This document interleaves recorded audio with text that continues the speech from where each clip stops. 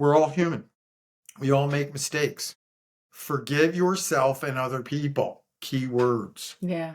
What is the hardest part of forgiveness that you deal with? Is it someone else or is it you? And this is something she's thinking about. Because I think it depends on every person and situation. I think there are things that I got to forgive myself for allowing myself to be in that situation or interacting with that person or just taking how they were treating me in order to be polite and appropriate.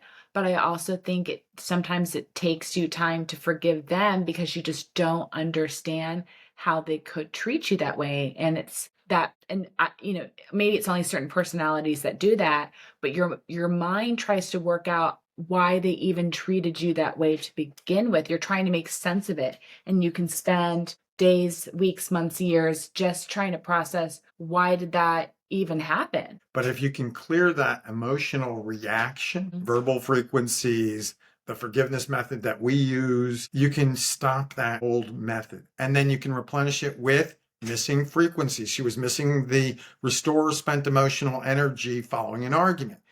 That one alone for couples is fantastic. It helps bring you back to your equilibrium.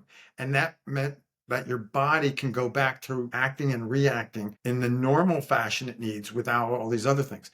But what if you're driving to work or you're driving home and suddenly someone stops short in front of you and you put your brakes on and you got to veer and you nearly get hit, or sometimes people Yeah. do.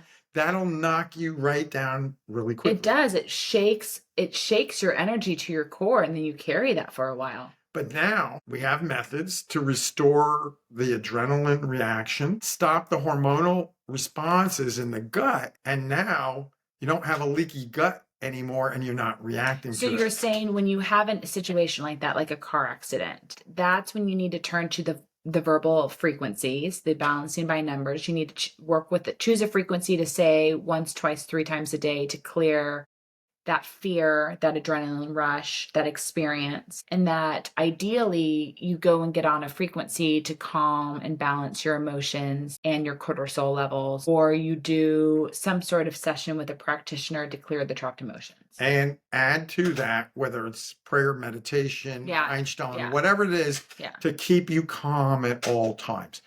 And like I said, I'm a human being. I've gotten much better as my energy levels go up. My reactive responses are far less than they used to be. But even when I'm tired, I'm traveling from side of the country to the other side of the country, just being up in an airplane with a lot of people and filled with electromagnetic frequencies that are not very good for my body or my brain. You have to know everything you come in contact with, everything you see, everything you experience is going to create a reaction. Yeah. How you react will be determined by the food you eat, the emotions you take in, just like food, or the emotions you're clearing, the ability to get rid of things that don't serve you, and to be able to move on. So you have to be charged up so that it doesn't drag you down. Or if it does drag you down, you're up so high, it's not going to drop you below the threshold, which could trigger an emotional response.